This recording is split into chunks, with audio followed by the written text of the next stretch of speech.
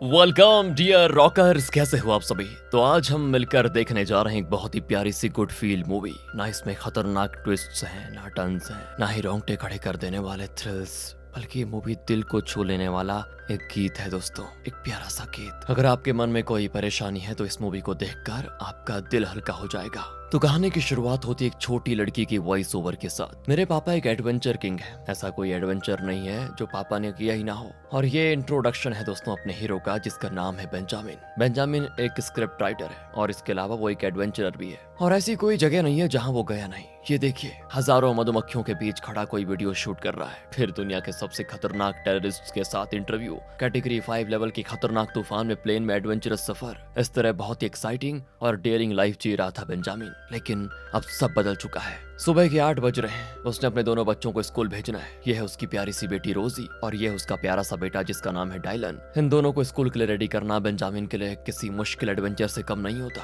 और उसकी इस हालत का कारण है 6 महीने पहले उसकी वाइफ की मृत्यु। वाइफ के खोने का दुख उसके दिल दिमाग पे छाया हुआ है, लेकिन वो अपना दुख बच्चों को दिखा नहीं सकता। इन दोनों के खातिर वो फिर से एक नई शुरुआत करने की कोशिश में लगा हुआ है। जैसे तैसे उनको रेडी करवा कर वो उन्हें स्कूल ड्रॉप करने चाहता है। डायलन बहुत ही डिस्टर्ब लगता है दोस्तों और हमेशा चिड़चिड़ा ही रहता है। टीचर अक्सर कंप्लेंट करती है कि डायलन होमवर्क नहीं करता, तो बेंजामिन उसको समझाता है कि तुम आर्ट में जितनी दिलचस्पी दिखाते हो उतना होमवर्क पूरा करने में भी दिखाओ बेटा, तभी अच्छे स्कोर कर पाओगे। लेकिन वो बेंजामिन की हर बात को गलत ही समझता है और उल्टा जवाब देने लग जाता है। बेंजामिन उन्हें स्कूल में ड्रॉप कर देता है दोस्तों, और फिर डायलन अपना बैग छीन कर चला जाता है। सिर्फ रोजी पापा को बाय कहकर जाती है। लेकिन मैं बताऊं आपको, बेंजामिन की एक और प्रॉब्लम है, क्योंकि वाइफ के मरने के बाद बेंजामिन बहुत ही अच्छे से इन दोनों की परवरिश कर रहा है ना, और बहुत ही सेंसिटिव आदमी है। इस वजह से कई औरतें उसे पसंद करती हैं। रोज कोई ना कोई औरत उसे इम्प्रेस करने की कोशिश करती रहती है, और आज भी एक औरत उसके लिए कोई नया डिश बना कर लाती है और कहती है डिश काफी है, क्या मैं भी साथ आ जाऊं। लेकिन बेंजामिन अपनी वाइफ से बहुत प्यार करता था और इस वजह से वो उसे इतनी जल्दी भुला नहीं पाएगा। अगले सीन में दोस्तों बेंजामिन अपने बड़े भाई बॉबी के साथ होता है, जो उसे एडवाइस देता है कि देखो कितने दिन अकेले जियोगे, कितने दिन, कोई अच्छी सी लाइफ पार्टनर ढूंढ लो, नए लोगों से दोस्ती करो, लाइफ में मूव ऑन करो। फिर वो एक रेस्टोरेंट में पहुंच जाते हैं, लेकिन वो बंद होता है। तो बॉबी उसको लिटिल डोम नाम के एक और रेस्टोरेंट में लेकर जाता है, पर बेंजामिन वहां जाने से मना कर देता है, क्योंकि वो अपनी वाइफ से पहली बार यहीं पर मिला था और उन पुरानी यादों को वो ताजा नहीं करना चाहता, क्योंकि इससे उसको दुख होगा। बॉबी भी कहता है कि सॉरी यार, मुझसे गलती हो गई, तुम अपने ऑफिस जाओ, लेकिन याद रखना दूसरे ह्यूमन से इंटरेक्ट करो, बस ये काम मत लगे रहो, कुछ करो जिंदगी में। अगले सीन में बेंजामिन अपने ऑफिस में होता है, जहाँ पर एक नया एडवेंचर प्रोजेक्ट शुरू किया गया है, जिसके बारे में वो दूसरों को एक्सप्लेन कर रहा होता है। तो उसका बॉस उसे बुलाकर कहता है कि तुम्हारी वाइफ की मौत के बाद तुम कितने दुख में हो ये मैं जानता हूँ, लेकिन तुम इन एडवेंचर ट्रिप्स वगैरह में जाने के बजाय यहाँ ऑफिस में पीसफुली बैठकर मैनेजमेंट का काम क्यों नहीं देख लेते, तुम्हें अपने बच्चों का भी तो ख्याल रखना होगा। लेकिन यहाँ पर इस बात को सुनने के बाद बेंजामिन को गुस्सा आ जाता है और कहता है कि मेरी वाइफ नहीं है, इसका दुख तो मुझे है ही, लेकिन आप लोग मुझ पर जो ये सिंपैथी दिखाते रहते हो ना, ये मुझसे बर्दाश्त नहीं होता, मैं काम छोड़ रहा हूँ आज से ही। कहकर वो रिजाइन करके चला जाता है। और तब उसे स्कूल से कॉल आता है। डायलन के टीचर ने कॉल किया था वैसे। बेंजामिन तुरंत वहां जाता है तो डायलन कहता है कि मेरी कोई गलती नहीं थी पापा, वो पैसे वहां पर पड़े हुए थे और मैंने उठा लिए, और ये लोग मुझे चोर कह रहे हैं, जबकि मैंने किसी से चोरी नहीं की। प्रिंसिपल बेंजामिन को बुलाते तो हैं, लेकिन बेंजामिन कहता है कि सर मेरा बेटा कहता है उसने चुराया नहीं है। तो प्रिंसिपल कहते हैं कि वो पैसे काउंटर पर पड़े हुए थे, उसी को उसने उठाया था, जो कि फिर भी गलत था, चोरी नहीं थी, लेकिन पैसों को उठाया क्यों, लेकिन मैंने आपको उसके लिए नहीं बुलाया था। कहकर वो बेंजामिन को कुछ बच्चों के ड्राइंग्स पेंटिंग्स वगैरह दिखाता है। आखिर में वो डायलन की ड्राइंग दिखाता है, जिसमें एक बॉडी से सर काट दिया गया है और दिखने में वो काफी वायलेंट लगता है दोस्तों। प्रिंसिपल कहते हैं कि डायलन किसी बात से बहुत ही डिस्टर्ब्ड है, वही उसकी ड्राइंग में झलक रहा है, ऐसे कई बार हो चुका है पहले, तो आप प्लीज अपने बेटे की टीसी लेकर जाइए और कहीं और भर्ती कीजिए उसको। और बेचारा बेंजामिन जवाब में एक शब्द भी नहीं कहता और बाहर आ जाता है। तब डायलन कहता है कि पापा वो बस एक ड्राइंग थी, उसके लिए वो लोग मुझे स्कूल से कैसे निकाल सकते हैं। बेंजामिन भी कहता है कि बेटा अगर उन्होंने तुम्हें ड्राइंग के लिए स्कूल से निकाला होता तो मैं खुद उनसे लड़ता, लेकिन तुमने चोरी की है, क्या मैंने और माँ ने तुम्हें यही सिखाया था, तुमने आज दिल तोड़ दिया अपने बाप का। अगले सीन में सभी घर पे होते हैं। बेंजामिन फ्रिज खोलता है तो उसमें कई डिशेस होते हैं। लगता है बहुत सारी औरतों ने बेंजामिन को ये सारी डिशेस दिए हुए हैं और उन्हें बेंजामिन ने फ्रिज में ठोस ठोस के रखा हुआ है। रोजी ब्रेड पर बटर डालते हुए बहुत ही क्यूटली कहती, पापा किसी ना किसी दिन तो आपको उनमें से एक डिश तो चुनना ही पड़ेगा, अगर अच्छा नहीं लगता तो उठाकर फेंक दीजिए, पर कुछ तो डिसाइड कर लो पापा। उसकी बातें बेंजामिन को स्माइल करा देती और वो पूछता है कि सुन चुटकी, क्या मैं अच्छा पापा बनने के लिए क्वालिफाइड हूँ। तो वो कहती पापा दूसरे पापाओं के मुकाबले आप बहुत ही हैंडसम हो और आपके सर पे बहुत सारे बाल भी हैं, ये क्वालिफिकेशन काफी है एक अच्छे पापा के लिए। इस तरह रोजी बड़े लोगों की तरह बातें करती है। तो बेंजामिन कहता है कि वाह, मतलब तुम्हारे कहने का मतलब है कि मुझे अपने बालों की ज्यादा फिक्र नहीं करनी चाहिए, राइट। फिर बेंजामिन डायलन के कमरे में जाता है जहाँ वो सो रहा होता है। उसे बुरा भी लगता है कि उसने डायलन को डांट दिया, तो वो उसकी डायरी देखता है जिसमें उसकी ड्राइंग्स को देखकर बेंजामिन को अंदाजा हो जाता है कि माँ के जाने के बाद ये कितना डिस्टर्ब्ड है। वो समझ नहीं पाता कि वो घर के हालात और अपने बच्चों की जिंदगियां कैसे सुधार पाए, कैसे उन्हें इस सदमे से बाहर निकालेगा। तो रोसी कहती पापा पड़ोस के घर से बहुत आवाजें आ रही है, मुझे नींद नहीं आ रही। बेंजामिन उसे लेकर बाहर जाता है तो पास वाले घर में कोई पार्टी चल रही होती है जिसकी वजह से लाउड म्यूजिक वगैरह बज रहा होता है। बेंजामिन कहता है यार ये लोग इतनी तेज आवाज क्यों कर रहे हैं, लेकिन रोजी कहती है कम से कम वो लोग खुश तो हैं पापा, छोड़िए उन्हें कुछ मत बोलिए। और उस पॉइंट पर बेंजामिन डिसाइड करता है कि इस शोर शराबे वाले माहौल से वो अपने बच्चों को किसी पीसफुल जगह पे लेके जाएगा और उनकी लाइफ में खुशियां लाने की कोशिश करेगा। अगले ही दिन दोस्तों वो एक एजेंट को बुलाता है और कहता है एक अच्छा सा पीसफुल और बढ़िया सा घर दिखाओ, और घर पसंद करेगी अपनी चुटकी रोजी। बेंजामिन एजेंट से कहता है कि देखो घर अच्छे एरिया में होना चाहिए, खासतौर पर आवाजें ज्यादा नहीं होनी चाहिए, बिना किसी डिस्टर्बेंस के पीसफुल रहना है हमें। तो एजेंट उनको एक एक करके घर दिखाना शुरू करता है। रोजी हर घर की फोटो ले लेती है और कमेंट करती है कि ये बेकार है, ये ठीक है, ये थोड़ा अच्छा है लेकिन ये ऐसा है, और हाँ ये वाला तो बिल्कुल नहीं चलेगा, यहाँ पे गाड़ी भी मत रोकना। दिन भर चक्कर मार मार कर ये लोग थक जाते हैं लेकिन इनकी पसंद का एक घर भी नहीं मिलता। तो रोजी पीछे पड़ा हुआ एक घर नोटिस करती है और बेंजामिन को दिखाती है कि ये घर कैसा रहेगा पापा। बेंजामिन एजेंट से पूछता है कि ये प्रॉपर्टी कहाँ है। तो एजेंट का चेहरा थोड़ा बदल जाता है लेकिन कहता है ठीक है, आप देखना चाहते हैं तो ले चलता हूँ आपको। शहर से काफी दूर दूसरे टाउन में लगभग एक जंगल के बीच होता है वो घर, चारों तरफ हरियाली, उसके बीचों बीच ये इकलौता घर। रोजी के चेहरे पे आखिर एक क्यूट स्माइल आ जाती है। लगता है बाप बेटी दोनों को ये घर बहुत ही भा गया है। बेंजामिन बहुत ही एक्साइटेड हो जाता है और घर देखकर कहता है कि इस घर को तो मैं पक्का खरीदूंगा। पर अब एजेंट कहता है कि सर इस घर में एक प्रॉब्लम है। तो वहाँ शेर के दहाड़ने की आवाज आती है। बेंजामिन और रोजी एक पल के लिए तो घबरा ही जाते हैं। तो एजेंट कहता है कि यही है सर वो प्रॉब्लम, असल में ये जगह एक जू है। जू का नाम सुनकर रोजी खुशी से उछलती कि वाह, घर के पास ही जू, मैं तो यहीं रहूंगी। और अगले सीन में सभी एक शेर को देखते हुए खड़े होते हैं। रोजी तो शेर से बात भी करने जाती है कि हम भी यहीं रहने आ रहे हैं तुम्हारे साथ। फिर एजेंट कहता है कि देखो इसी वजह से घर कोई नहीं खरीदना चाहता क्योंकि यहाँ शेर वगैरह रहते हैं, और वैसे प्रॉपर्टी काफी कम दाम में आ जाएगी, लेकिन ओनर की शर्त यह है कि घर को खरीदने वाले को इस जू को भी मेंटेन करना होगा। इतना ही नहीं, इस जू के स्टाफ जो जानवरों की देखभाल करते हैं उनको भी तनख्वाह देनी होगी, और ये सब वही कर सकता है जो इन जानवरों के बारे में जानते हो और जू मेंटेनेंस का खर्चा उठाने को तैयार हो। अब बेंजामिन का चेहरा जरा मुरझा जाता है क्योंकि उसे प्रॉपर्टी बहुत ही पसंद थी, पर जू मेंटेन करना उसकी बस की बात नहीं है। सोचता है कि यहाँ रुककर कोई फायदा नहीं, चलो रोजी कोई नया घर देखते हैं। पर रोजी गायब। बेंजामिन टेंशन में हर तरफ ढूंढने लग जाता है और तब थोड़ी ऊंचाई पे चढ़कर देखता है तो वहाँ रोजी को कई मोर घेरे होते हैं, और वो दृश्य इतना खूबसूरत होता है ना क्या कहें। वो उनके बीच इतनी खुश होती है और मजे से उनके साथ खेल रही होती है। कई महीने के बाद उसके चेहरे पे इतनी खुशी देखकर बेंजामिन ठान लेता है कि अपनी बच्ची की इसी खुशी को रोज देखने के लिए मैं कैसे भी करके इस प्रॉपर्टी को खरीद कर जरूर रहूंगा। अब अगले सीन में बॉबी बेंजामिन को डांट रहा होता है कि मैंने तुम्हें ह्यूमन से इंटरेक्ट करने को कहा था और तुम हो कि जानवरों के साथ रहना चाहते हो। बेंजामिन कहता है कि मैं और मेरे बच्चे और कितने दिन उदास बैठे रहेंगे, मेरे बच्चों को खुशी चाहिए, एक बदलाव चाहिए। इतना ही नहीं, थोड़ी बहुत कोशिश करके अगर हम उस जू को तैयार कर दें तो समर में उसको खोल भी देंगे और इतना कमा लेंगे कि फिर जू को मेंटेन करने के लिए पैसे आते रहेंगे। वैसे 4 महीने के बाद ही समर है, तब तक मैं अपनी जेब से थोड़ा इन्वेस्ट करके उस जू को एकदम बढ़िया तैयार कर लूंगा। उसे इंस्पेक्ट करने के लिए कोई ऑफिसर आएगा, अगर उसने हाँ कर दिया तो मुझे जू चलाने के लिए लाइसेंस मिल जाएगा। यहाँ घर पे रोजी बड़ी खुश होती है कि चलो जू के बीच रहेंगे, मजा आ जाएगा। लेकिन डायलन अपने पिता बेंजामिन पर चिल्लाता है कि मेरे सारे फ्रेंड्स यहाँ रहते हैं, उनको छोड़कर मैं कहीं नहीं जाऊंगा। बेंजामिन कहता है कि तुम्हें स्कूल से निकाल दिया गया बेटा, याद है ना। फिर कहा कि फ्रेंड्स देखो बेटा, सिर्फ तुम ही नहीं, हम सब बहुत दुखी हैं, परेशान हैं, लाइफ में एक बहुत ही जरूरी इंसान को खो चुके हैं हम, तुम्हारी माँ को। तो हमें एक नई जिंदगी की जरूरत है और वो मैं तुम्हें देने की कोशिश कर रहा हूँ। तुम्हारी प्रॉब्लम आखिर है क्या, मुझे बताओ। पर डायलन कुछ नहीं बताता और कहता है आप चाहते क्या है, यही ना कि हम सब जू में जाकर रहें, मेरे पास आपके साथ चलने के अलावा कोई ऑप्शन भी कहाँ है। इस तरह वो ना चाहते हुए भी जाने के लिए मान जाता है। रोजी तो बेंजामिन के साथ फॉक्स से चीर करते हुए कहती है ये वी बॉट अ जू। अगले सीन में बेंजामिन और उसका परिवार उस घर में उस शहर को छोड़कर जा रहे होते हैं। बेंजामिन उस रेस्टोरेंट को देखता है जहाँ वो पहली बार अपनी वाइफ से मिला था। उसे लगता है जैसे उसकी वाइफ उसे गुड बाय कह रही हो। आखिर वो पहुंच जाते हैं उस जू में। अंदर एक छोटा सा लेकिन बहुत ही प्यारा रेस्टोरेंट होता है। उस रेस्टोरेंट में काम कर रही एक यंग लड़की लड़की लाइट्स वगैरह से उस जगह को डेकोरेट कर रही होती है और वहाँ लिखा होता है welcome to the brave new owner. Benjamin उसे हेलो करते हुए हाथ हिलाता है। इस लड़की का नाम है लिली, वो यहीं जू में रहती है। पहली बार डायलन को देखते ही उसे कुछ कुछ होने लग जाता है। वो हाथ हिलाती है लेकिन डायलन तो मुंह मोड़ कर चला जाता है। एंड अब रात को दोस्तों बारिश भी हो रही होती है। बेंजामिन बहुत एक्साइटेड होता है और इस बात को जू कीपर कैली नोटिस कर लेती है। बेंजामिन अपने बच्चों को लेकर घर के अंदर जाता है पर वहाँ बहुत ही अजीब सी बदबू आ रही होती है। दरअसल वहाँ जानवरों का फूड वगैरह स्टोर करके रखा होता है। रोजी तो नाक पकड़ लेती है और डायलन कहता है कि आई हेट दिस प्लेस। अगले दिन बेंजामिन बच्चों को लेकर जू के वर्कर से बात करने जाता है तो कैली फिर बेंजामिन को सारे स्टाफ का परिचय देने लग जाती है। कहती है ये है जू का फेमस कारपेंटर पीटर, यहाँ के केजेस फेंसेस वगैरह यही बनाता है और बहुत ही क्रिएटिव इंसान है ये और काफी एक्सपीरियंस्ड भी। और यह है रोंडा, इस जू की अकाउंटेंट, और वो जो लास्ट में खड़ी है ना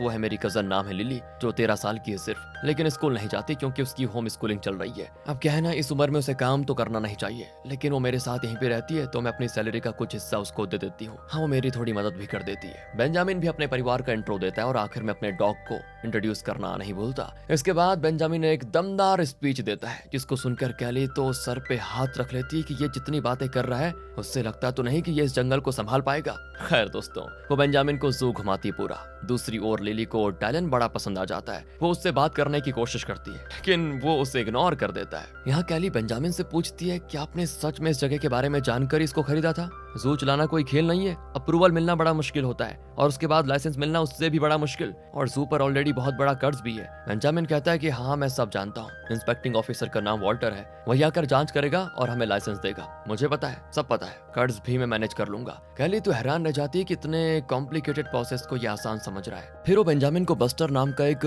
ग्रिजली बियर दिखाती है और बताती है कि ये जू का मेन अट्रैक्शन है, लेकिन फिलहाल ये थोड़ा डिप्रेस्ड हो चुका है और बहुत घबराता भी है। बेंजामिन उसके बाद उससे वार्तालाप करने लगता है कि फिक्र मत करो बस्टर, मैं हूं ना, सब ठीक कर दूंगा। फिर वो टाइगर्स के सेक्शन में जाते हैं। रोसी पूछती है क्या टाइगर्स लायन की तरह दहाड़ते हैं? तो कैली एक्सप्लेन करती नहीं, वो लायंस की तरह दहाड़ते नहीं बल्कि एक अलग ही तरह की आवाज निकालकर एक दूसरे से बात करते हैं। कहकर वो उनकी आवाज को इमिटेट करके दिखाती है तो बेंजामिन भी वैसा ही करता है। बेंजामिन की बचकानी हरकतें देखकर कैली साफ समझ जाती है कि इसे जू चलाने में कोई एक्सपीरियंस नहीं है, वो बस जोश में आकर इस प्रॉपर्टी को खरीद चुका है, उसको ऐसा लगता है, इसलिए वो इस काम की मुश्किलें बताने लग जाती है। लेकिन वो कुछ भी कह ले, बेंजामिन बस यही जवाब देता है कि हाँ हाँ सब हो जाएगा, मैं देख लूंगा, मैं पेमेंट कर दूंगा। तो कैली तंग आकर पूछती है आप ठहरे शहर में पले बड़े इंसान, यहाँ कर इस जू के साथ प्रॉपर्टी को खरीदने की क्या जरूरत थी आपको? शायद आपने कभी सीरियसली सोचा ही नहीं कि यहाँ पे काम कैसे होगा। देखो ये एक बड़ा जू है, यहाँ जानवर ही नहीं स्टाफ भी है, उन्हें पहले यहाँ पर कई महीनों से सैलरी नहीं मिली है, जानवरों का पालन पोषण करने में और खर्चा होगा, और खर्चा करने के बाद भी इसकी गारंटी नहीं है कि जू चलेगा भी। आप एक बात बताइए, आपको पैसे मिलेंगे भी या नहीं? बड़े बड़े बिजनेसमैन को जू चलाना नहीं आता तो आप ये क्यों करना चाहते हैं? बेंजामिन बस एकदम शॉर्ट जवाब देता है कि मैं क्यों नहीं कर सकता। लेकिन दोस्तों उस रात इस जू के ऊपर जो कर्ज है वो बिल्स रिसिट्स वगैरह देखने के बाद बेंजामिन को कैली की बातों की सीरियसनेस समझ में आ जाती है। दूसरी ओर डायलन अपनी माँ की फोटो को देखकर रो रहा होता है, पता नहीं बेंजामिन ये सब कैसे ठीक कर पाएगा। बेंजामिन लिली के रेस्टोरेंट में जाता है जहाँ सभी स्टाफ बहुत ही खुश नजर आते हैं, मस्त गाना गाकर एंजॉय कर रहे होते हैं। पीटर बेंजामिन का बढ़िया स्वागत करता है कि आइए आइए ओनर सर, आकर हमारे साथ एंजॉय कीजिए, और वो डार्ट नीडल को एक आदमी की फोटो पर फेंक कर खेल रहा होता है और उसका ये टारगेट कोई और नहीं जू इंस्पेक्टर वॉल्टर है। पीटर को वॉल्टर से सख्त नफरत है क्योंकि पीटर के पास एक नया जू आइडिया था जिसे वॉल्टर ने चुराकर किसी और जू को दे दिया, और तो और वॉल्टर जानबूझकर इस जू को अप्रूवल नहीं दे रहा होता है, इसलिए इस जू की हालत इतनी खराब हो चुकी है, ये चल नहीं रहा। इसलिए खुंदस में वो कहता है कि अगर वो मेरे हाथ लग गया ना दोबारा तो मैं उसका कीमा बनाकर छोड़ूंगा उसको। कहकर वो वॉल्टर की फोटो में उसके मुंह पे निडल फेंक फेंक कर अपना खुन्नस निकाल रहा होता है। धीरे धीरे सभी बेंजामिन को अपने परिवार का एक मेंबर की तरह मानते हैं। अगले ही दिन दोस्तों बेंजामिन टूल्स वगैरह निकाल कर खुद काम करने लगता है। वो पॉक्यूपाइंस के लिए फेंस बनाने के इरादे से उनके पास जाकर बातें करने लगता है कि हाय गाइस कैसे हो तुम सभी। लगता है वो इनको कोई पालतू जानवर समझता है, लेकिन सारे के सारे पॉक्यूपाइंस उसके पीछे पड़ जाते हैं कि हमसे बात करेगा।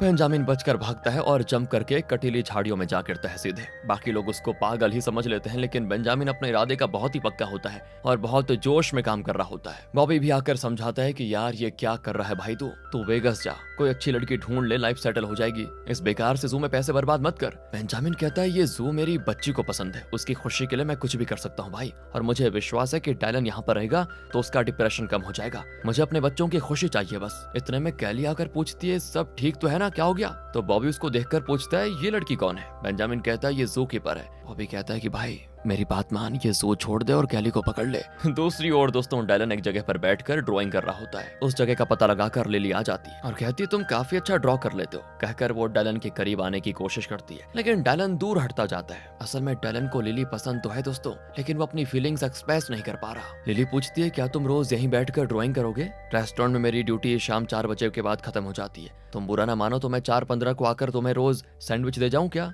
कहकर वो उसे सैंडविच दे देती है, जो वो खा लेता है। इस पर वो खुश हो जाती है और बाय कहकर निकल जाती है वहां से। दूसरी ओर दोस्तों बेंजामिन को रोज ढेरों बिल्स आते हैं, जिनके लिए वो एक के बाद एक करके चेक साइन करता है। बस खर्चा हो रहा है दोस्तों, आमदनी शुरू नहीं हुई अभी तक। इस वजह से बेंजामिन काफी फ्रस्ट्रेटेड हो जाता है। डायलन रोज उसी जगह पे बैठकर ड्राइंग करता है और ठीक 4:15 को लिली आकर उसको सैंडविच दे जाती है। एक दिन सैंडविच के अंदर एक लेटर होता है जिसमें लिखा है कि हाय डायलन, और एक ड्राइंग भी होती है दोस्तों। पहली बार डायलन के चेहरे पे एक स्माइल आती है, अच्छा तो ये लिली मुझे पसंद करती है। इस तरह दिन बीतते हैं, बेंजामिन की सेविंग्स खत्म होती जाती है। अब एक दिन दोनों बच्चे कॉर्न खाना चाहते हैं, लेकिन घर में बटर नहीं होता। बेंजामिन कहता है कि देखो बच्चों, एक बड़ी प्रॉब्लम है, घर में बटर नहीं है। हमारे पास 2 रास्ते हैं, या तो हम बिना बटर के ही कॉर्न को खा लें, या फिर मुझे टाउन जाकर बटर लेकर आना पड़ेगा। आने जाने में टोटल 16 किलोमीटर का डिस्टेंस कवर होगा, पेट्रोल का खर्चा भी होगा, पापा थक भी जाएंगे। इसलिए पापा के बारे में जरा सोच विचार करके वोट करो कि पापा को उतनी दूर जाना है या नहीं। चलो वोटिंग करते हैं। अगले सीन में दोस्तों बेंजामिन पास के टाउन में जाकर बटर खरीद कर लेकर आ रहा है। लगता है दोनों बच्चों ने बेंजामिन के खिलाफ ही वोट किया कि जाओ जाकर लेकर आओ बटर। तब कैली वहां पे आती है और कहती है मुझे अपनी फैमिली को देखने टाउन जाना है, कल लौटने में देर हो जाएगी। तो बेंजामिन बहुत ही कॉन्फिडेंटली कहता है ये भी कोई पूछने की बात है, तुम आराम से जाओ और आराम से आओ, मैं यहाँ सब संभाल लूंगा। कैली कहती नहीं बेंजामिन, वो टाइगर्स पार, उसे खाने के साथ मेडिसिन भी देना होता है, मॉन्कीज को फ्रूट्स देने होते हैं, और गराज में कई नए सांप रखे हुए हैं, उन्हें वहीं सेफली रहने दिया जाए। बाकी कल मैं लौट कर देख लूंगी सब कुछ। अरे बस इतनी सी बात, ये सब तो मेरे बाई हाथ का खेल है, डोंट वरी, मैं कर लूंगा, तुम जाओ। कैली भी चली जाती है, लेकिन मुड़ मुड़ कर देखती जाती है कि पता नहीं मेरे आने तक यहाँ पर क्या क्या होता है। घर लौटकर बेंजामिन डायलन से कहता है कि तुम जाकर गराज का लाइट ऑफ करके आओ, मैं और रोसी टाइगर को फूड देने जा रहे हैं। डायलन को गुस्सा आ जाता है कि मुझे काम है, ये सब मैं नहीं करूंगा। तो बेंजामिन भी उसके मुंह पे कह देता है कि तुम पहले गराज का लाइट ऑफ करके आओ, फिर अपना जो मिशन इम्पॉसिबल है वो कर लेना। डायलन भी चिढ़कर गराज में जाता है। यहाँ बेंजामिन और रोजी टाइगर को खाना देने जाते हैं। तो रोजी कहती पापा डायलन आपसे गुस्सा होता है, लेकिन एक्चुअल में वो आपसे बहुत प्यार करता है, वो बहुत दुखी है, इसलिए वो इस तरह बिहेव कर रहा है। इस वजह से आप प्लीज उससे नफरत मत करना, सब ठीक हो जाएगा। इस तरह दोस्तों छोटी बच्ची पापा को एडवाइस देने लगती है। तो बेंजामिन कहता है अच्छा ठीक है बेटा, आज से जैसा तुम कहोगी वैसा ही करूंगा, ओके। मैं भी उसकी प्रॉब्लम को समझ सकता हूँ, पर तुम देखना कुछ ही दिनों में वो एकदम ठीक हो जाएगा और फिर हम सभी मिलकर खूब मस्ती करने वाले हैं। वहाँ डायलन गराज में आता है जहाँ एक नए बॉक्स रखा होता है। वो उसे खोलता है तो अंदर बड़े बड़े सांप होते हैं। देखकर वो डर के मारे वहां से भाग ही जाता है और जल्दी में बॉक्स बंद नहीं करता। उस रात बेंजामिन रोजी को सुलाने के लिए उसके चारों तरफ स्टफ टॉयज रखकर उसे कहानी सुनाने लग जाता है। रोजी ने अपनी माँ का हुडी रखा होता है और कहती है मुझे माँ की याद आती है पापा, क्या आप भी उन्हें मिस करते हो? बेंजामिन कहता है मिस, मैं तो हर समय उसी के बारे में सोचता रहता हूँ। जब तुम्हें माँ की बात याद आती है तो क्या करना चाहिए? रोजी कहती है माँ को ऐसे मुट्ठी में बंद कर लेना चाहिए और उन्हें अपने हार्ट में रख लेना चाहिए। वेरी गुड बेटा, माँ हमेशा हमारे साथ ऐसी रहेगी, देखना, सो जाओ आराम से। इस तरह वो रोजी को सुला देता है। आंखों में आंसू लिए डायलन भी ये सब देख रहा होता है, क्योंकि वो भी माँ को बहुत मिस करता है। अगली सुबह बेंजामिन घर का दरवाजा खोलता है तो गराज के उस बॉक्स के सारे बड़े बड़े सांप घर के सामने जमा हो जाते हैं। बेंजामिन तो उनको उठाने चला जाता है, लेकिन फिर रियलाइज करता है कि ये मैं क्या करने जा रहा हूँ, ये तो सांप है। वो तुरंत कैली को कॉल करके बता देता है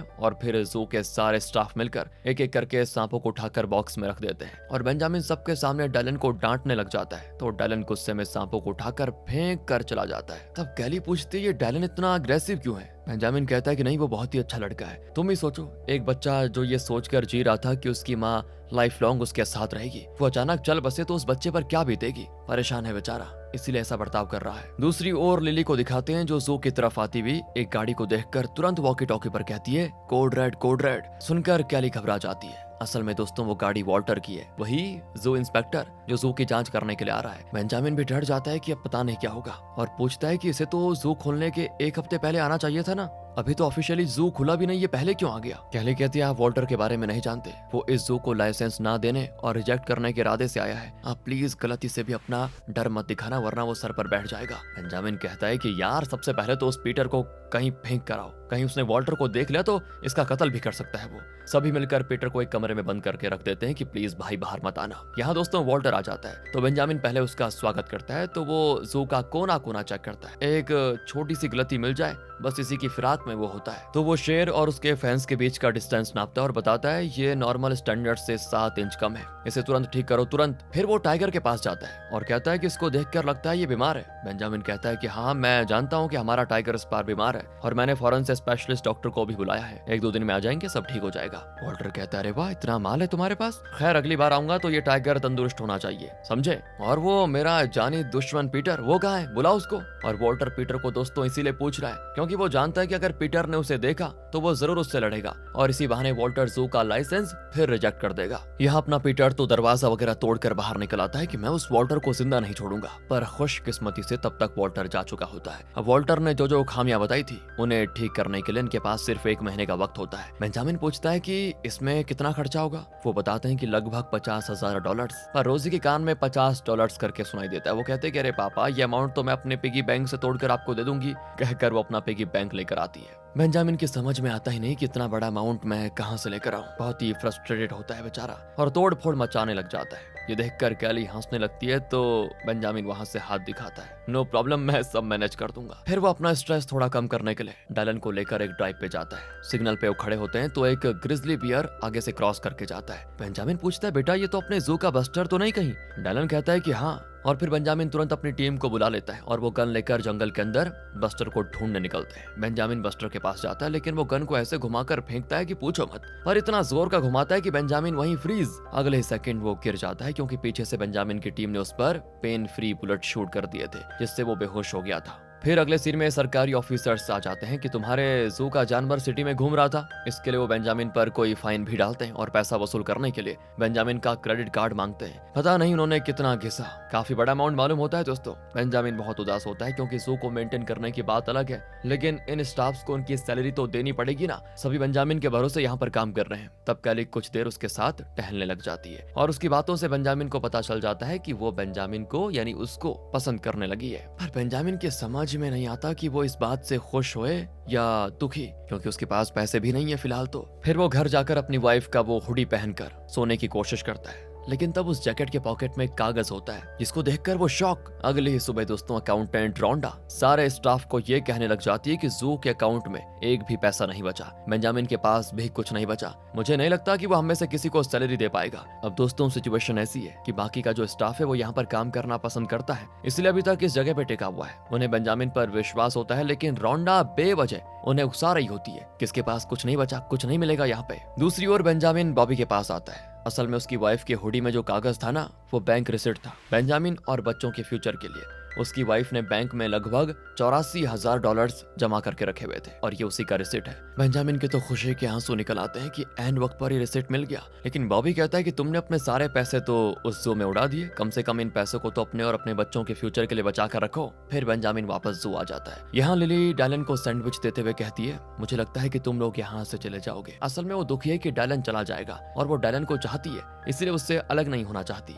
पर डायलन तो बड़ा खुश होता है कि मैं वापस अपने फ्रेंड्स के पास चला जाऊंगा। लिली बेचारी उदास हो जाती है कि सिर्फ मुझे इससे प्यार है, क्या मेरे लिए इसकी कोई फीलिंग नहीं है। अब जू में एक स्टाफ बेंजामिन को बताता है अंदर रोंडा सभी को पटा रही है, पट्टी पढ़ा रही है कि आप किसी को सैलरी नहीं दोगे, उन्हें धोखा देकर चले जाओगे, ऐसा कह रही है वो। और सभी स्टाफ गुस्से में है। बेंजामिन कहता है कि मैं देखता हूँ जरा, चलो अंदर। रोंडा हंसकर दूसरों से कहती है कि अब देखना, ये वही कहेगा जो मैंने कहा था। बेंजामिन भी कहता है कि देखो, मैं आप लोगों को एक जरूरी बात बताने के लिए आया हूँ। ये सुनते ही सबका चेहरा मुरझा जाता है कि ये तो वही कहेगा जो रोंडा ने कहा अभी तक। बेंजामिन कहता है देखो, मैं एक मामूली इंसान हूँ, मेरे पास ज्यादा पैसे नहीं है, लेकिन मैं एक एडवेंचर लवर हूँ और यहाँ आने के बाद मुझे पता चला कि यही है मेरा सबसे बड़ा एडवेंचर। लेकिन लाइफ में सब कुछ हमारी मर्जी से नहीं होता है ना। बॉबी कहता है कि अरे इतना क्यों खींच रहा है बे, झट से बता दे कि तू जू छोड़ रहा है। और तब बेंजामिन कहता है कि सबसे पहले तो मैं अपनी वाइफ को थैंक करना चाहता हूँ, उसने मेरे और मेरे बच्चों के फ्यूचर के लिए पैसे जमा करके रखे हुए थे। हाँ, ये उतनी बड़ी रकम तो नहीं है, लेकिन इस एडवेंचर को जारी रखने के लिए काफी है। गाइस, इस जू में आने के बाद मैंने आप लोगों को स्टाफ नहीं, अपना परिवार माना है। अगर मेरा ये परिवार मेरा साथ दे तो दूसरे लोग क्या कहेंगे, इससे मुझे कोई परवाह नहीं होगी। मुझे इस जू को पहले जैसा बनाना है। मुझे अपने परिवार पर विश्वास है। क्या मेरा परिवार मेरे साथ है? सुनकर रोंडा का मुंह लटक जाता है कि ये क्या हो गया। बेंजामिन ने दोस्तों जिस पल इनको अपना परिवार कहा ना, सभी के सभी बेंजामिन के साथ इमोशनली कनेक्टेड हो गए और उसका साथ देने के लिए तैयार भी हो गए। तब बेंजामिन रोंडा से कहता है कि तुमने कहा था कि मेक्सिको में तुम्हें कोई ऑफर मिला है, राइट? तुम वहां जाने की तैयारी करो, यहाँ के अकाउंट्स हम सब मिलकर मैनेज कर लेंगे। फिर क्या था, सभी मिलजुल कर 1 महीने के अंदर अंदर इस जू को इंस्पेक्शन के लिए तैयार करने में जुट जाते हैं। बेंजामिन को अपनी वाइफ की बहुत याद आती है, लेकिन दूसरी ओर उसके और कैली के बीच की नजदीकियां भी बढ़ने लग जाती हैं। डायलन ने जब से लिली से ये कहा है ना कि वो अपने फ्रेंड्स के पास वापस जाना चाहता है और वो वहाँ खुश रहेगा, तब से लिली उससे मिलना ही बंद कर दी है दोस्तों। और अब डायलन उसे बहुत मिस करता है। जैसे तैसे 1 महीना निकल जाता है। अब एक दिन की बात है, बेंजामिन और रोजी कुछ सामान खरीदने जाते हैं। तो चेकआउट काउंटर पर बेंजामिन बिल भरने के लिए कैशियर को अपना कार्ड पकड़ाता है। वो कार्ड को पलट पलट कर बार बार देखने लगती है तो चुटकी पापा की टांग खींचती है कि आंटी इतनी ध्यान से भी मत देखिए उस कार्ड को, जरूर उसमें पैसे खत्म हो चुके होंगे। बेंजामिन कहता है कि बेटा चुप हो जा, ना कटवाएगी क्या यहाँ पे? और तब कैशियर कहती नहीं नहीं, मैं इसको इसलिए ध्यान से देख रही हूँ क्योंकि इस पर उस पुराने जू का नाम लिखा हुआ है जो कई सालों से बंद पड़ा था। क्या आप वहाँ पे काम करते हैं? तो बेंजामिन कहता है कि मैंने उस जू को खरीदा है। रोजी चिल्लाती है कि वी बॉट अ जू, ये होगा हमारा टैगलाइन। कैशियर के चेहरे पे दोस्तों अचानक खुशी दिखती है कि क्या सच में आपने उसे खरीदा है? बेंजामिन कहता है कि हाँ, और बहुत ही जल्दी मैं उस जू को फिर से खोलने भी वाला हूँ। कैशियर कहती है कि आप प्लीज अभी से मेरे परिवार के लिए 10 टिकट्स रिजर्व करके रखिए, मेरे बच्चे उस जू को जरूर देखना चाहेंगे। बहुत फेमस जू था उस समय वो, पर अचानक एक दिन बंद कर दिया गया। इनकी बातें सुनकर स्टोर में आए हुए दूसरे कस्टमर्स भी थोड़े एक्साइटेड हो जाते हैं कि अगर वो जू खुला तो हम सभी भी जरूर आएंगे। और दोस्तों यहाँ बेंजामिन को इतनी खुशी होती है ना कि क्या कहें, और वो कैशियर को हैंड शेक करके कहता है बहुत बहुत शुक्रिया, आप सबके प्रोत्साहन ने मुझे एक नई जान भर दी है। फिर बेंजामिन जू में आकर सबसे पहले तो टाइगर स्पार को देखने जाता है। न जाने क्यों उसे स्पार से अजीब सा लगाव हो चुका था। वो कहता है कि प्लीज थोड़ा खा ले यार, इस फूड में मेडिसिन है, अगर नहीं खाएगा तो बीमारी दूर कैसे होगी। अगले सीन में सभी के सभी स्पार के फैंस के पास खड़े होते हैं, बहुत दुखी दिखते हैं सब। असल में दोस्तों स्पार का किडनी फेल हो चुका है और बहुत दर्द के मारे वो तड़प रहा होता है। सब कहते हैं कि इसे मेडिसिन देने का कोई फायदा नहीं, बेचारा दर्द से तड़प उठता है, इसलिए किसी वेट डॉक्टर को बुलाकर इसे मर्सी किलिंग कर देना ही अच्छा होगा। बेचारा मुंह से तो कह नहीं सकता, बस अपनी हरकतों से इस बात का इशारा दे सकता है और हमें उसके इशारे समझ लेने चाहिए। लेकिन बेंजामिन तो अड़ा रहता है कि नहीं नहीं, मैं उसे ठीक करके ही रहूंगा, वो मेरा कहा मानेगा और अभी खाना खाएगा। तो बेंजामिन उसे खाने के लिए एनकरेज करने लगता है और वो भी उठकर थोड़ा चलने लग जाता है, लेकिन उससे हो नहीं पाता। बेंजामिन चिल्लाता है कि प्लीज मेरी बात मानो, हिम्मत मत हारो। कहते हुए बेंजामिन वहां से जाने लग जाता है। कैली उसके पीछे जाती है और समझाती है आप इमोशनल हो रहे हैं और इमोशनल होकर भी कोई फैसला लेना गलत होता है। वो बेचारा दर्द से तड़प रहा है और उसके दर्द से आजाद उसे कर दीजिए, मर्सी किलिंग के लिए मान जाइए। बेंजामिन कहता है कि उसके लिए क्या अच्छा है, ये कहने वाली आप होती कौन है? देखा नहीं आपने, वो उठकर चलने लगा था। मैं इस जू का ओनर हूँ और यहाँ फैसले मैं लूंगा। कैली तो उसको डांट देती कि तुम होगे ओनर, लेकिन एनिमल्स के बारे में तुम कुछ नहीं जानते। तुम्हारी जिद के लिए तुम इस पार को तड़पा तड़पा कर मार डालोगे और कुछ नहीं होने वाला उसका। तुम बैठे रहो अपने इमोशंस के साथ, कहकर कैली गुस्से में चली जाती है। अगले सीन में कैली बेंजामिन के घर आती है। वहाँ एक मोरनी ने अंडा दिया होता है जिसे रोजी देख रही होती है। कैली पूछती तुम्हारा वो सरफिरा पापा कहाँ है? रोजी कहती मेरे सरफिरे पापा का मूड बार बार खराब हो जाता है, वो बाहर गए हुए हैं। तो कैली डायलन से पूछती बेटा जब तुम्हारे पापा का मूड खराब हो जाता है तो ठीक करने में कितना टाइम लगता है? डायलन कहता है कभी कभी तो 2 साल लग जाते हैं। इस तरह वो भी अपने हिस्से का, अपने पापा का मजाक उड़ा लेता है। कैली बेंजामिन से गुस्सा है, लेकिन उसे ये दोनों बच्चे बड़े पसंद आते हैं और वो उनके लिए खाना बना कर देती है। और डायलन से पूछती क्यों रे, तुझे लिली अच्छी नहीं लगती क्या? वो कहता है क्यों, कौन कहता है अच्छी नहीं लगती, बहुत अच्छी लगती है, लेकिन प्रॉब्लम यह है मुझे लड़कियों से बात करना नहीं आता। कैली कहती ये भी कोई प्रॉब्लम है क्या? बात करने से पहले लड़कियों की बात को ध्यान से सुनना सीखो, वो काफी रहेगा। इतने में बेंजामिन आ जाता है, लगता है कहीं घूम फिर कर फिर अपनी टेंशन खत्म करके आ गया। आती वो कैली का हाथ पकड़ लेता है और वो समझ जाती है कि बेंजामिन कितना परेशान है। वो बताता है कि वाइफ के जाने के बाद 2 बच्चों को अच्छी लाइफ देने की जिम्मेदारी, वाइफ की यादें, इन सबको हैंडल करना मेरे लिए बड़ा मुश्किल हो रहा था। रोजी तो फिर भी छोटी है, वो मेरी बात मानती है, लेकिन डायलन वो मेरी कोई बात मानता ही नहीं, मुझे परेशान करके रख देता है। लेकिन उसकी आंखों में मुझे मेरी वाइफ दिखती है, मेरी बेटी की हंसी में मुझे मेरी वाइफ दिखती है। इस तरह बेंजामिन अपनी बातें कैली को बता रहा होता है और उसकी बातों को डायलन गलत समझ लेता है कि पापा मुझे पसंद नहीं करते। वो बेंजामिन पर बरस पड़ता है कि अगर मुझसे आपको परेशानी है तो कह क्यों नहीं देते, इस तरह कॉम्प्रोमाइज करके मुझे अपने साथ रखने की क्या जरूरत है? बेंजामिन उसको समझाने की कोशिश करता है कि बेटा तुम गलत समझ रहे हो, लेकिन वो कहता है कि जू में रहना आपका ड्रीम है, तो आप रहिए यहाँ पे, मैं चला जाता हूँ। असल में दोस्तों अपनी लाइफ के सबसे इंपॉर्टेंट इंसान को खोने की वजह से ये दोनों ही डिप्रेशन में हैं और इसी वजह से दोनों अपने अपने हिस्से का फ्रस्ट्रेशन निकाल रहे हैं। डायलन कहता है कि आपको ये तक नहीं पता कि मेरी नापसंद पसंद क्या है, कभी मेरे साथ आप खेलने भी नहीं आए। बेंजामिन कहता है कि मैं तुम्हारे साथ नॉर्मली कैसे खेल सकता हूँ बेटा, मेरी वाइफ मर गई है, दूसरे लोग मेरे भरोसे हैं, सिर्फ तुम ही नहीं, एक छोटी बेटी है, ये पूरा परिवार है जू का, सोचो मैं सबको कैसे हैंडल कर रहा हूँ। असल में दोस्तों हम सब के अंदर एक ईगो होता है कि चाहे कुछ भी हो जाए हमें रोना नहीं है, बर्दाश्त करके आगे बढ़ना है। रोने को कई लोग एक कमजोरी समझ लेते हैं, लेकिन जब दुख दिल में भरकर गले में आकर रख जाए ना और सांस लेना मुश्किल हो जाए तो रो देना ही उसकी दवा होती है। आंसुओं के साथ दिल का दुख भी बह जाता है, हल्का हो जाता है। इन दोनों के साथ भी वही हो रहा है। अगले दिन बेंजामिन इस बार के पास बैठा होता है और तब डैलन जाकर उससे माफी मांगता है कि कल मैं कुछ ज्यादा बोल गया, माफ कर दो। लेकिन इतना चिल्लाने के बाद मैंने रियलाइज किया कि मैं जो कर रहा हूँ वो गलत है। बेंजामिन कहता है कि बेटा मुझे भी वही लगा था कि मैंने इतने दिन से तुम्हें और तुम्हारी फीलिंग को गलत नजरिए से देखा। आई एम सॉरी उसके लिए। अगर हम दोनों की सबसे बड़ी गलती थी तो ये थी कि हम दोनों अपने अपने दुख से लिपटे रहे और इसी बीच भूल गए कि हम दोनों खुद कौन है। मुझे एक्सेप्ट कर लेना चाहिए था कि एक अच्छे बेटे हो तुम मेरे। तुम्हें भी कह देना चाहिए था कि आप एक अच्छे पापा हो। तो डैलन कहता है कि पापा आप सिर्फ अच्छे ही नहीं है, आप एक ग्रेट पापा हो। इस तरह बहुत ही अच्छे से बात करके सब यहाँ पे नॉर्मल हो जाता है। और तब बेंजामिन कैली को इशारा करता है कि इस बार बहुत दर्द झेल चुका है, जैसा तुम कह रही थी, इसे मर्सी किलिंग कर देते हैं। उस रात बेंजामिन अपने लैपटॉप पर अपनी वाइफ की फोटो को देखकर बड़ा रोता है और ये पुरानी यादें जो उसको इतना दर्द दे रही थी, उस दर्द को वो आंसुओं में बहा देता है। अगली सुबह इस बार मर चुका है दोस्तों। वहाँ एक बोर्ड रखा होता है कि वो किस साल से किस साल तक जिंदा रहा। बेंजामिन को भी अपना सबक मिल चुका था कि जो खो दिया उसकी यादों को पकड़े रहने से प्रेजेंट की खुशी मिट जाती है। अब वो पहले से ज्यादा लगन के साथ काम करने लगता है और वो डैलन को ले जाकर जू के एक नए पोस्टर को दिखाता है, जिसको देखकर डैलन शॉक। असल में डैलन की बनाई हुई ड्राइंग्स थी और बेंजामिन कहता है कि मैं तुम्हारा सबसे बड़ा फैन हूँ बेटा, अब देखना मैं अपने बेटे की आर्ट को पोस्टर बनाकर पूरे टाउन में चिपकाऊंगा। इसी बीच बॉबी भी आ जाता है और कहता है कि सोचा मैं भी थोड़ा काम कर ही लूं, आखिर 2 दिन में जू की ओपनिंग हो जाएगी। काम पूरा होने के बाद वोल्टर का अप्रूवल भी तो चाहिए। उस दिन बेंजामिन सभी को क्लियर इंस्ट्रक्शन दे देता है कि सबके सब वॉकी टॉकी पर कनेक्टेड रहो और कॉन्फिडेंट रहो, फिर मैं देखता हूँ कि वो हमें लाइसेंस कैसे नहीं देता। और यहाँ पे कैली भी रियलाइज करती है कि बेंजामिन जब पहली बार यहाँ पे आया था तो एक्साइटमेंट के मारे पागल हो रहा था, पर अब बेंजामिन वो वाला बेंजामिन नहीं रहा, वो अब इस जू को यानी यहाँ के लोगों को काफी अच्छे से समझ चुका है। और तब वॉल्टर आ जाता है दोस्तों। सबसे पहले तो प्रॉब्लम क्रिएट करने के इरादे से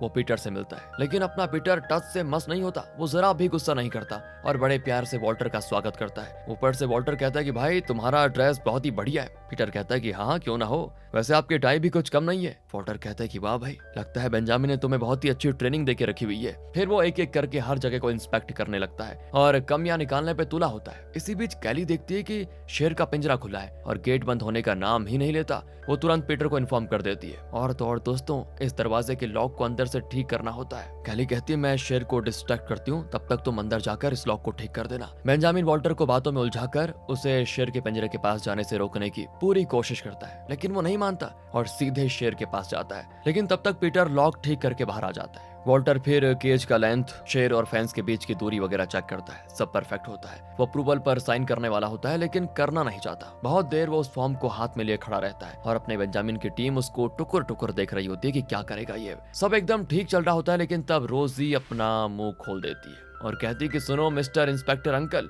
इस टाउन के लोग तो कहते हैं कि आप एक नंबर के खड़ूस हो, पर आपको देखकर ऐसा लगता नहीं है। ले दोस्तों, सारे किए कराए पर पानी फिर गया। ये सोचकर सभी का चेहरा उतर जाता है और वो रोजी को देखने लग जाते हैं कि ये क्या कर दिया गुड़िया। लेकिन दोस्तों तब एक ऐतिहासिक घटना होती है। रोजी की बातों के बावजूद वॉल्टर लाइसेंस अप्रूव कर देता है और फिर बेंजामिन वॉल्टर को थैंक करता है, कहता है तुमने सच में इस जू में नई जान डाल दी है। ओपनिंग के दिन मैं भी अपने परिवार को लेकर जरूर आऊंगा। सभी खुशी से नाच जाते हैं।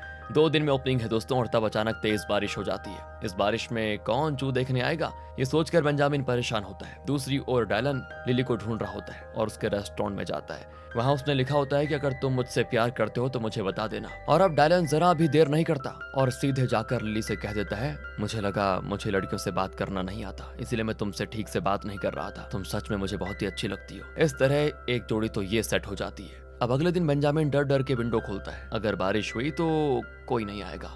लेकिन बारिश रुक चुकी थी और सूरज जमक रहा होता है। रोजी तो जू के एक स्टाफ की तरह ड्रेस पहनकर एकदम रेडी हो जाती है और कहती है कि देखा कैली ने मेरी चोटी भी बना दी पापा, अच्छी वाली। फिर सभी तैयार होकर एंट्रेंस पर खड़े हो जाते हैं लोगों का स्वागत करने के लिए। लेकिन बहुत देर के बाद भी कोई नहीं आता तो ये लोग उदास हो जाते हैं कि ये कैसे हो सकता है। लेकिन अचानक डैलन भागने लग जाता है और सभी उसके पीछे भागते हैं। डैलन ने सोचा था कि कल रात की तेज बारिश और तूफान में पेड़ गिर गए होंगे, शायद इसलिए लोग नहीं आ रहे। उसका गेस बिल्कुल सही था। एक बहुत बड़ा पेड़ गिरकर रास्ते को ब्लॉक करके रखा होता है। सब उस पेड़ पर चढ़कर देखते हैं तो वहां पर भीड़ जमा होती है और इस पेड़ की वजह से कोई आगे नहीं आ पा रहा था। बेंजामिन डैलन को हाथ दिखाकर उसे भी ऊपर उठा लेता है और लोगों को देखकर हाथ हिलाता है। सब अपने परिवार के साथ आए होते हैं और पूछते हैं कि जू कब खुलेगा सर। बेंजामिन कहता है जू तो कब का खुला हुआ है, आप लोगों का इंतजार कर रहा है। लेकिन इस पेड़ के चक्कर में दिक्कत हो गई। फिर सभी जू पहुंच जाते हैं। कई सालों से बंद पड़ा था ये जू और जो लोग बचपन में यहाँ पर आए थे वो अपनी यादें ताजा करने आए होते हैं और अपने परिवार को साथ भी लिए होते हैं। रोजी तो एकदम टूर गाइड की तरह इस जू के बारे में एक्सप्लेन करने लगती है। सभी बेंजामिन और उसकी टीम की जो काम है उसको बड़ी सराहना करते हैं हैं। भीड़ इतनी बढ़ जाती है कि सारे टिकट्स खत्म हो जाते हैं। बेंजामिन और कैली ऑफिस रूम में जाकर और टिकट्स ढूंढते हैं और इसी बीच इनका थोड़ा रोमांस भी हो जाता है। और इस तरह बेंजामिन न सिर्फ अपने बच्चों की लाइफ में खुशी ले पाया बल्कि उसने पूरे टाउन के लोगों को खुश कर दिया। फिर बेंजामिन अपने बच्चों को उस रेस्टोरेंट में लेकर जाता है जहां वो जाने से डरता था क्योंकि वहां उसे अपनी वाइफ की याद आती थी। उसी रेस्टोरेंट में वो पहली बार अपनी वाइफ से मिला था। वो बच्चों को वहीं खड़ा करके एक्टिंग करके दिखाता है कि मैं पहली बार तुम्हारी माँ से कैसे मिला। मैं सड़क पे चल रहा था और जब मैं इस तरफ से आया तो इस विंडो ग्लास में मैंने उसको देखा। पता है बहुत ही खूबसूरत थी वो। मैं तो एकदम शॉक हो गया कि दुनिया में इतनी खूबसूरत भी होती है क्या। फिर मैं उसकी ओर आगे भागा कि क्या बताऊं। मैंने 1 मिनट भी देरी नहीं की, तुरंत जाकर उससे बात करने लगा। कहकर वो उस टेबल के पास जाता है और तब वहां पर उसे अपनी वाइफ दिखती है और बेंजामिन को देखकर वो स्माइल करती है। और इसी खूबसूरत मोमेंट के साथ दोस्तों ये मूवी यहाँ पे खत्म होती है। हाँ यार सॉरी यार, वीडियो जरा लंबी हो गई इसलिए माफ कर दीजिए, लेकिन क्या करें मूवी इतनी प्यारी थी कि एक एक चीज बोलने में बड़ा मजा आ रहा था। कभी कभी ऐसी मूवीज भी देखनी चाहिए, वो मार धाड़ फाड़ वाड़ सब बेकार। इसलिए दोस्तों आप बताइए वीडियो कैसी लगी कमेंट करके। मिलते हैं आपसे अगली वीडियो में, ध्यान रखिए अपना। Thanks for watching.